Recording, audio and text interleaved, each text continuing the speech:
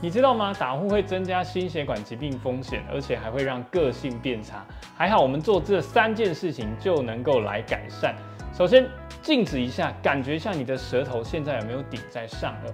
如果没有的话，我们平常就可以做这个练习，把舌头往上颚顶，像这样子，卷舌音说话，没有错，就是这样子。这样就是在打通我们的任督二脉，增强舌头的力量。接下来我们要做舌头大挪移，怎么样挪移？我们舌头等一下要往上顶，往右边，往下，往左边。这个过程当中，嘴巴要出力，不要让舌头顶破了。所以就像这样子，没有错，右边7圈，左边7圈，7749之后，你就会发现你的舌头变得很厉害。最后我们还可以做一件事，就是舌头一吐，打呼，再见喽。